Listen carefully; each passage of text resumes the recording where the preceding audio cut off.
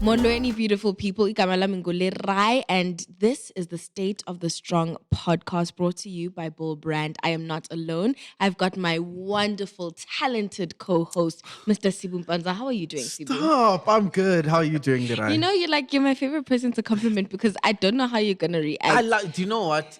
The thing about compliments is you must take them. People like to, thank you. Thank you. Yeah, that is me. I appreciate it. It's giving purr. It's giving purr. Listen, guys, the voice you're hearing on the other side of the microphone is our guest for today. His name is Ntsako Mgiba, and I am so excited to have him on the show because he's a lot of things. One of them, I'd say, social entrepreneur. On the one side, you also have YouTuber, which you guys know makes me very happy. But yeah, we're very excited to have you on the show, man. How are you doing? I'm well. Thanks. Thanks so much for having me on the show. Thanks for that generous introduction there. Of course. Really appreciate that, man. And I accept it in your words. I accept that compliment. That's what you're supposed to do. Pela, we are manqobas. That's the State of the Strong. Alrighty, you guys know what the deal is. If you are listening via MP3, I've got the jar in my hands. If you are watching us via MP4, you know what we are about to do, guys. This is 60 seconds of strong. So the rules are simple. I'm going to give you pieces of paper, right? And it's basically like a speed round type of thing. So they each have got prompts, and you go for it. Try to get as many as you can within 60 seconds. Okay, cool. Understood? Yeah. You ready? Sibu Mpanza on the 5. timer. Wait. Give me. I want to grab a whole bunch because She likes you. She's being helpful. I don't like this. I took favoritism. Bull Brand. You ready? 5, 4, 3, 2, 1. Let's go. Okay. South Africa is pregnant with opportunities. Keep going. Unemployment is a huge issue that we experience in the country. Wi-Fi is best when it's strong. Time is now. 40 seconds. Black Twitter is a space I'm not very familiar with. I'm not on Twitter. Yeah, Instagram is the bomb.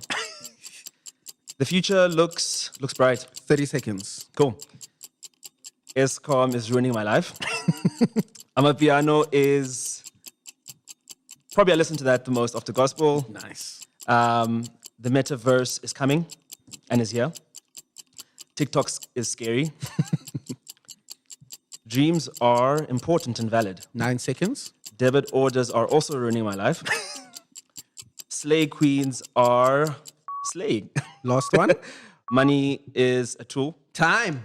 Cool. Money is a tool. Let's do it. I was even moving. Yeah, hey, she was so nice. I don't know what was up with today. Yeah, today you're very helpful. Let's do a count. Let's do a count. 2, 3, 4, 5, 6, 7, 8, 9, 10, 11, 12, 13, 14, 15. 15 is a good number. 15 is a good number. Shout out to you. Shouts out. 15 is a good number. He did very well. Okay, let's get into it. Ntsako. Cool. I think one thing about you that made me very excited to have you on the show, it's a little bit personal, and it's that I think for a lot of my life, I've always lived in places that are relatively secure. You know, they do have safety measures, but it's not something that I have to think about. And I recently moved into a house, and then I realized, hey, it's scary out there when you don't have the security measures to keep yourself safe, especially in a country like South Africa that we love, but we have to be serious. Why was it so important for you to get into that industry in helping people stay safe when they don't necessarily have the means? Yeah. So the story with Junga, which is the company that I started, was I went to visit an aunt of mine, and she stays in a township in Witbank. Sure. So very first evening that we arrived, you know, we were chilling, we're having a good time, you know, stayed up late, whatever.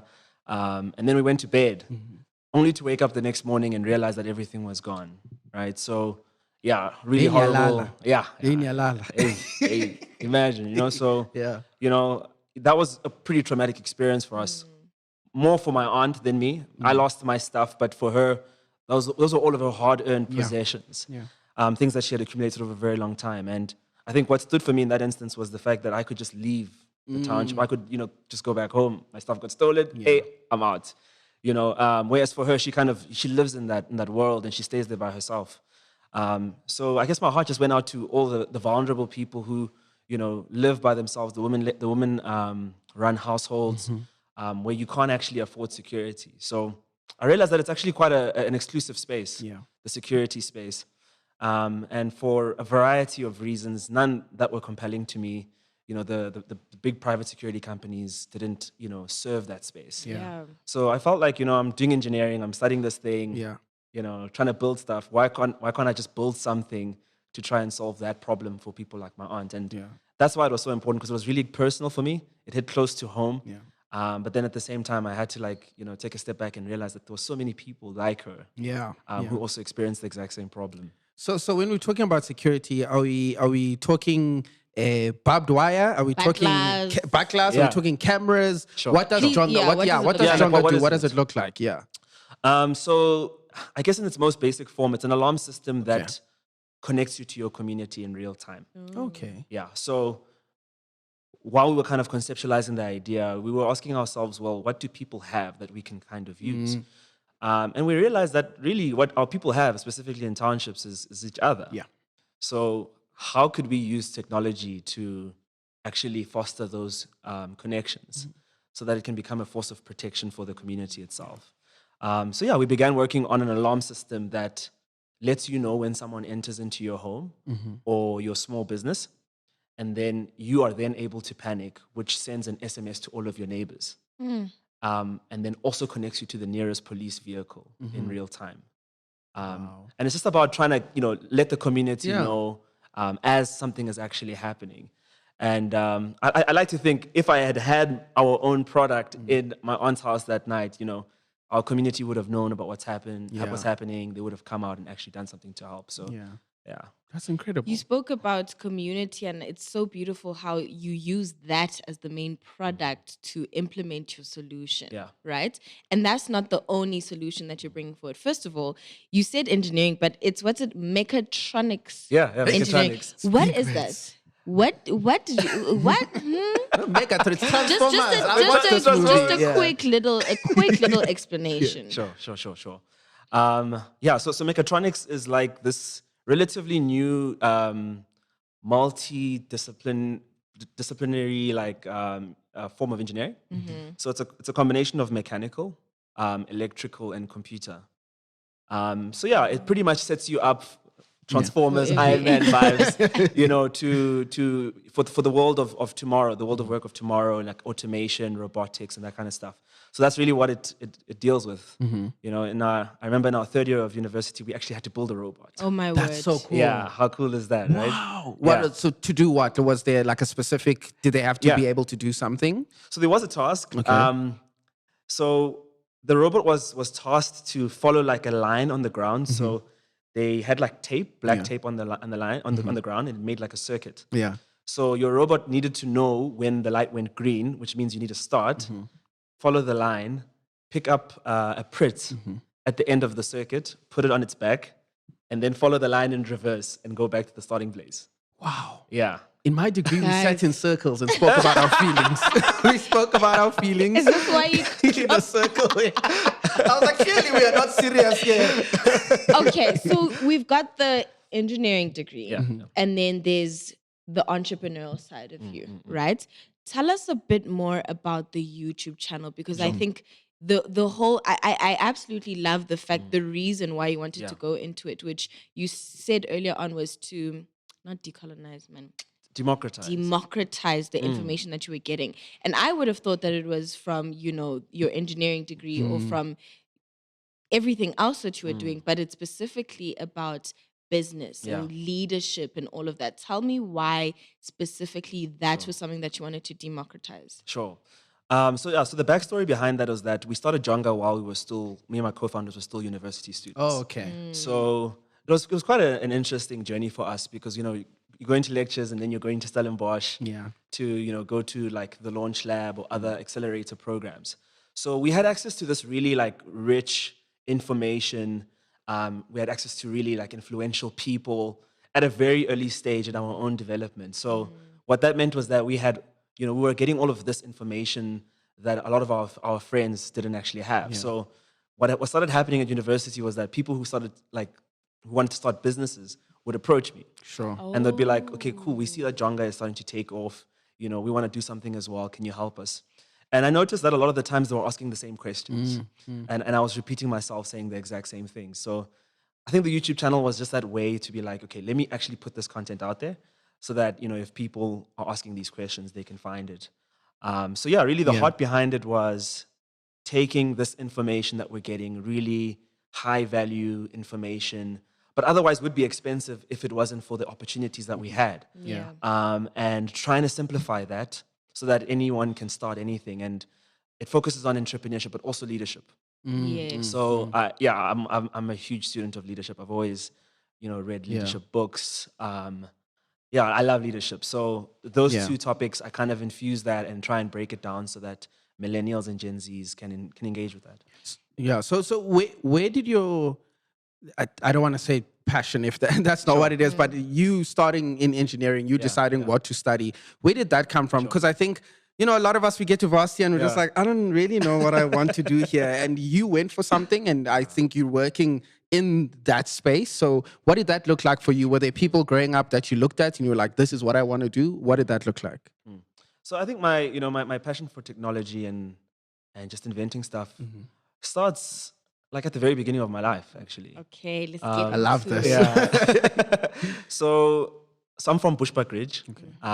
And interestingly, our house was one of, I think, the second house in our community to have a TV. Oh, wow. Yeah. So I don't know, my parents were visionaries like that. Both so my dad was a teacher, mom nurse. At that time, being a government employee meant that you had certain luxuries that other people wouldn't have, right? So we were very blessed in that way. And my dad always kind of, made sure that, we had technology for some reason. Like we had a TV, we had a telegame station.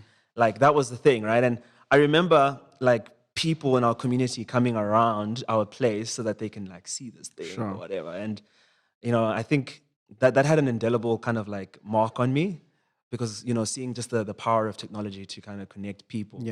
And how we were able to tune in to World Cup at the time and stuff like that. So those are some of the memories that I had. DSTV early, didn't you? We also had DSTV early. I don't know what my dad saw, but so he was just really progressive that. And when we were around, I think when I was 5, we then moved to Johannesburg. So now I had an opportunity to actually be in a schooling system that supported this and gave me the resources, doing science, math, and all that stuff. And that same passion for technology kind of stuck, and I just got more and more curious and wanted to go deeper into that world. So the very first thing I ever wanted to become was an inventor. Oh wow! That was the vibe. I just wanted to be an inventor. I think every decision that came my way, it was with that kind of thing in the back of my mind that, how does this lead to us becoming an inventor? And then when the time came to, make the decision on what to study at high school, it was quite clear to me I wanted to do IT, engineering, graphic design, physics. To your point, just really kind of new. I like that. Is just so kind cool. of new, So it seems to me that community is something that's very important to you, and you come from Bushbuckridge. You know who also comes from there? One of our guests in season 1, Hungani Ndlovu. Oh, yeah. And one thing that you guys share in common, you both come from there, and you guys come from very faith-based families. What is it about? Maybe there's the water, la payana, holy water. Because it's, I see it in the way that both of you, it's something that you guys have in common. What is it about as well, community and just having that sort of foundation that you think contributed to you wanting to pursue the businesses and work that you're doing right now? I think the community has a big role to play, but shout out Bushbuckridge. But I think shout out my parents actually. There were a lot of challenges around that space, but they were somehow able to kind of create this bubble for us. And let me just say, our lives didn't always look exactly like our immediate surroundings. And one thing that they definitely taught us was just the power of empathy and compassion. And, just understanding the fact that you're blessed and, you have access to certain opportunities. Yeah. So I do think that heart for community, one, is from my parents, kind of instilling those values in us, faith-based kind of values as well. An interesting observation in my family in particular is that both my parents are like first generation, I guess you could say, Christians in their family. Really? Yeah. And it was so interesting how like the parts of my family that were not influenced by my parents are the parts that are still struggling today. Like, there's just a lot of issues. I'm not going to get into that, but I just found that like the parts that were impacted by my faith were the parts that are actually progressing. They're the parts that are like flourishing, So for me, observing that as a child growing up, I'm like, okay, I guess I'm going to choose this, right? Because I'm seeing, the value it has on my family. And I've just held on to those values ever since. So, yeah. Wow, I love that. Speaking of values, I need to know, with the industry that you're in, not necessarily the YouTube side of things, but talking about Junga, what's a personality trait or values you feel like really help you in that space? If anyone's listening and they want to get into it, but they just need to know, what type of person do I need to be? Cool. What would you say? I would say two things. One, you need to be curious. It's super important that you genuinely, want to know stuff and you want to learn stuff.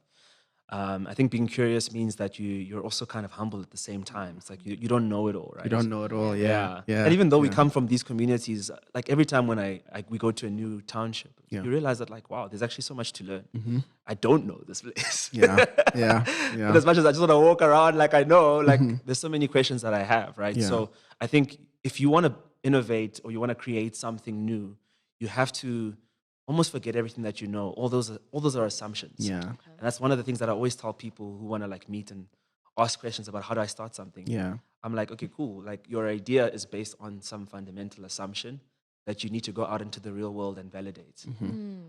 So the only way you validate is by speaking to people. So one, be curious. The other one I would say is be empathetic. Yeah. The best businesses, the best anything really, are the things that start with the heart of, I just want to solve a problem. And if you're empathetic, you can be really effective in identifying problems and actually understanding more about the problem. Yeah. I like to say that like not all problems are the same. They're not all equal. Some are more frequent, some are more intense. Yeah. So there are different characteristics of a problem. So when you are empathetic, you can actually go deeper than, oh, what's your problem? Oh, I'm so sorry. But you ask more probing questions. Yeah. And I think that that's really important if you want to actually do something great. I think just as a South African, like if you're doing any business, any industry, empathy is a big thing you have to hold on to. Yeah. Hearing the things that you're saying, you sound like an avid learner of life. Obviously, the things that you pursued academically, but also not only from your personal experiences, but experiences that you observe other people going through. And I can hear it. Like, have you considered writing a book? Because Please, at this point. It's like you sound like those people that like you have sound bites. Yeah. You're a walking sound bite. This man said I have two things, like it was nothing. It was like I have two things to say. In my back pocket, Yeah. And it's just it's so awesome to witness and experience somebody like you living your life like that and sharing it with other people, especially through your YouTube platform. And obviously it trickles down into your business and the people that you work with. What is it like being somebody like that, having those values and I guess applying them in Mzansi, in a country like South Africa that needs all these solutions implemented? I mean, clearly you hate load shedding. That's just one of the things. What is it like being somebody like that in South Africa, and what direction do you think we can go into? Sure. That's a very good question. I think I have a great sense of responsibility. I think that's probably the best way to articulate it in brief. You witness all these problems. You've got some skills. You've got some experiences. You've got some networks. You always feel like, if I'm not going to build this solution to this problem, I at least want to empower somebody who can. And I think that's really my vibe, is how can I take what I've learned what I'm continuing to learn, and just make that like available to everyone, so that everyone has a chance to try and solve these things. And there's so many platforms. I mean, the YouTube platform is one, but I occasionally like to review books as well that I've read. And that's also just a way to try and, make books more appealing to people. Like, okay, cool. Here are the bars in those books. Yes. Go get the books. You know what I mean? So, yeah, that's kind of the way that I see things. But it is also challenging, I must say, because sometimes you get discouraged. Like, even with Junga, and Junga's not the only thing that I'm actually doing, but even with Junga, like, we spend a lot of time in townships. And I don't think there's a township I haven't seen in this country at this point. And, sometimes you try and help people, but the situations that they're in are so bad sometimes that, they can't even accept your help. Which is really heartbreaking. Like, a lot of the times when we have those discussions coming out of the township, me and my co-founders, it's like, yo, man, how do we bridge this divide? Because it seems like, some of the spaces we occupy are just way advanced to the other spaces that we live in and we navigate in, and so I think that it's a bit of a weight on the shoulder, but I'm hopeful.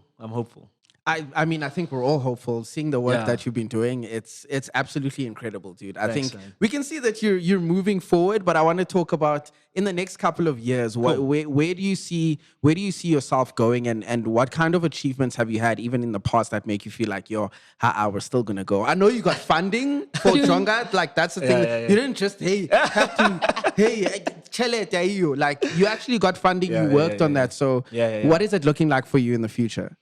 So let's say the next 5 years, what am I seeing? I think in the next 5 years, I'm hoping that, the channel can grow, because obviously that touches more people. Yes. I'm hoping that Junga can live in the world. It's a very expensive business to build, I must say, especially in our country. Like, it's not a great time for fundraising for entrepreneurs, just because of what's happening with the global economy. And it's like there's a physical product, it's a hardware product and an app, right? And it also relies on the police to play along, and there's a lot of moving parts. So it's a very expensive business to run. So my hope is that, if we are not the ones who take it all the way to the end, that we can partner with people who are like, hey, we can actually take this and scale it. Just so that it can exist in the world, and that, security can stop being this very exclusive thing that only people in communities like this can actually access. So that's my hope for that. But I also hope that my new thing also exists in the world. New thing? What is new thing? The Bull Brand listeners, the state of the strongers are all ears. Yeah. You actually be the first to actually hear about it. Okay. So for the past 5 months, I've been really obsessed with this problem. I'll get into it. So I'm an avid listener of podcasts and audiobooks. Nice. Yeah. Like this You one. like this one? Thank you very much. Like this one. Shout out, Bull Brad. So I mean, I listen to 2 podcasts, at least 2 episodes a day. Whoa. Yeah, so I guess you could say I'm a super user. Yeah. And I love these platforms because they offer us a great deal of flexibility. You can learn while you're doing other stuff, right? But now the curse to that is that often when you hear something that's super profound, you can't actually engage with it, because you're usually doing something else. Sure. Your hands are tied, so you can't actually capture the notes. I'll be washing the dishes. You'll be washing dishes, you'll be trying to not burn your house down, Yeah. right? So you can't actually get that point. So that was a frustration for me. So what we're doing is we're developing an app that complements streaming platforms. And this app listens to the stream with you. So like, for instance, you could use it on this episode. It listens to the stream, but it's also listening out for a voice command that you give. Okay. Right? Okay. So whenever you hear something insightful, you just say the word bars. When you say the word bars, it takes the 30 seconds worth of content just before you said it, and it transcribes that, and it adds it to a note. Come on now. Whoa. Firstly, I'm just happy you called it bars. Dude. Brilliant. Come on, dude. Absolutely What brilliant. did I say earlier on? You I did, said that's he's the a walking thing. sound You bite. said he's a walking soundbite. Bars. Dude, that name. Firstly, just the name, the content, the name. That is amazing. Thanks, but I man. love that. Like that definitely is a problem. Like you hear something. I like to listen to a lot of motivational podcasts, and sometimes you hear something and you're like, I'd love more context on this. So that's really dope. Wow. Yeah. I think what I am taking away from today is the thing of like continuously learning, being a student of life. But being like applying critical thinking skills so much so that you're like, what can I do about this? You know? And I think this is a culture that I'd love to see more of, especially with this new generation of South Africans, of like, what can we do about it? Because we have all these problems that we all know about, that we all experience simultaneously. It's like, what can I do about this? In order to not only make my life better, make it more efficient, but also to better the lives of the people within my community, in my family, my friends, and That's so good, finding a way to spread that out until it touches everyone across the world. Yeah. Wow, I love man. that. Wow. That's incredible. Ntsako, I need to know very quickly, what do you love most about being South African, about being a social entrepreneur in this country specific? Because we have the same problems as a lot of people, but we also have very South African problems. Yeah, man. You know, I love being a South African. Honestly, I do. I think we have a lot of problems, but that sets us up quite uniquely to have a lot of solutions as well. So, you know, I mentioned that South Africa is pregnant with opportunities. That's a mindset. You have to, you have to at some point flip the script and say, I'm going to stop seeing all the problems around me, and I'm going to start to identify opportunities. And that's the way that I do life. It's just figuring out, like, I get excited by problems now, because in a non-creepy way. I get you. But like, man, when I see something, I'm like, okay, this is an invitation to actually engage and ask some questions. And you might learn something, and someone might teach you something as well, you know? So I think that, it's a good time to be a South African, even though there's a lot of issues, there's load shedding, there's all of these different things. But I mean, look, Eskom's a push. Wouldn't have existed if it wasn't for the problem. You know what I mean? I was literally thinking, especially when you spoke about Junga, it's like I thought of Eskom's a push and how that is even expanded. Imagine. You know, it's continue. Sorry to cut you off, but it's just I'm hearing it and I'm seeing what you're saying. Yeah. And it's literally that. And I think it's a good time to be alive. Yeah. Also because, as somebody who's really into technology, just seeing how things that were super difficult to do once upon a time are now so simple to do. Like you just find a subscription, some software subscription that solves all your problems, Hey, we know what the recent one is. Listen. Hey, we are saving the semester with it. Hey. Imagine. Like, right? I don't even know if the audio clips are going to be processed with AI. And it's going to perhaps save the team hours and hours of time to process that, right? So it's kind of like, now we have like better tools than ever before. We've got these problems. Let's roll up our sleeves and let's do the work, Yeah. So what would you want people to take away from your story and the past like 10, 15 years of you like essentially working on the products that you create? Yeah. What would you want someone to take away from that? I think so the word that I'm getting in my mind is like care. Okay. Like the importance of care. And I know that sounds very soft, but anything great comes from just one person actually caring and being like, what, I'm actually going to do something about this. And although I don't have all the resources in the world, and maybe I don't have the right networks, but like the fact that I'm asking the question counts for something. Yeah. Like, you know what I mean? Like you're probably the right person to solve a problem if you're actually caring about it. Because that's actually what keeps you going, is the fact that you see the people whose lives you're impacting. That keeps you going. It's not the excitement about, the technology is so awesome. And I think that's something that's always made me different from my peers at varsity. A lot of them were like super excited about the technologies, whereas I was more excited about what can it do? Like, like what does this mean for that problem? And there's a clear differentiation. Yeah, there is, So I think people watching, I guess, my journey and what I want them to take out is, don't think about all of the hurdles you're going to have to overcome, because they don't all come at once. Yeah. And I've realized that a lot of times people feel like, no, but where am I going to get the funding? Where am I going to? And it's like, once you solve one problem, the next problem becomes relevant. Yeah. And then you figure out how to then solve that one. And then the next problem comes. I like that. They don't all come at once. Yeah. I was going to ask him what his message of strength is to Mzansi, but he's already said it. So you know what I'm going to say? Yeah. Bars. Come on. I also want some of that. That is bars and bars. That last 30 seconds for me, please. Oh my goodness, that is amazing. Okay, before we end off the show, I do have to ask you though, that is normally how we would end it off, but I need to know you did speak about your parents a little bit earlier, Yeah. but your greatest inspiration, like the person or people you look up to, who, because maybe we need to listen or watch also. Yeah. Shout out Jesus, first of all. Mm-hmm. I think that's it. Empathy, care. This is not original Fruits content. of the I spirit. get This is you. not as original well. content. This is literally I'm just like pulling, you know. Yeah. So shout out Jesus. Shout out my parents again. I can't shout out enough for them. Shout out my wife as well. Like super wise, super there. You know, the entrepreneurial journey is like it can be lonely at times. You know, like you really do need good support to be able to get through that. But I also think, you know, shout out my co-founders in anything that I've ever done. Like you don't do anything by yourself. Yeah.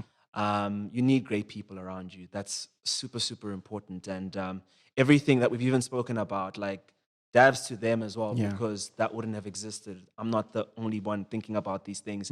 There are other people coming alongside us thinking about these things. If you wanted names of people to look out for, some great leaders, maybe check out Craig Groeschel, check out Donald Miller as well. Those are some of the guys that I listen to. Okay, some of these names are escaping me, but good. yeah, I think just be a student, be a lifelong learner, be curious, learn from people. They don't have to be close. You don't have to know them personally. Sure. I've got so many mentors that I've never met. Hopefully I get to meet them one day. Stay curious. I love that. I love Stay that. curious. If there's a mums or watching or listening or a elder, a Lokshini, how do they find out more about Junga and whether they can call you and Why get is it assistance? only the mums and the elders that need to find you? Because they're usually the ones at the home making sure, hey, Paliketnis, the one in the Palangi Park. Yeah, we can find you. Yeah, so just check out our website, www.junga.co. Okay. No .za, .co. Okay. Uzwile mamzo. Which is .co. .co. You know, and even that is also like thinking global from day one. Embracing local, but like even beyond the scope of just the local. Yeah, I love that. Whew. Wowzer. The bars on this episode were amazing, dude. Thank you so much for coming on our show. We really appreciate it. It's a pleasure. Really appreciate Thanks so much for having me. Of course. I've had a lot of fun. Thank you. Lirai, thank you for being as wise and beautiful as ever. It's always amazing. Is it my turn to take the compliment now? Take the compliment in. Take the compliment in. Boys and girls, days and thems, ladies and gentlemen, thank you very much for either watching or just listening to another episode of The State of the Strong. We will see you very, very soon with another one. Bye.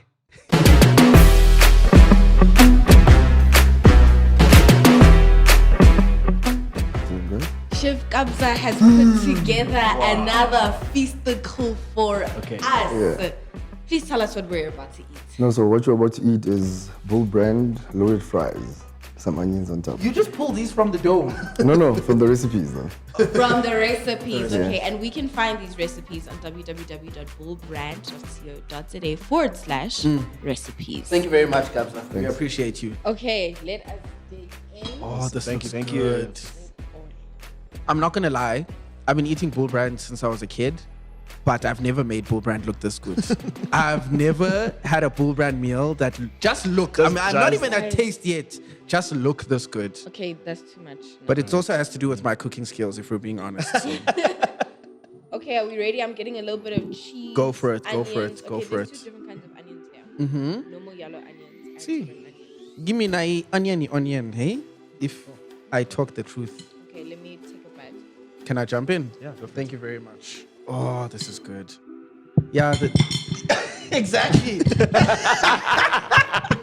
Don't you, I'm so dead. If you want this recipe or any other recipes like this, bullbrand.co.za/recipes. This is amazing.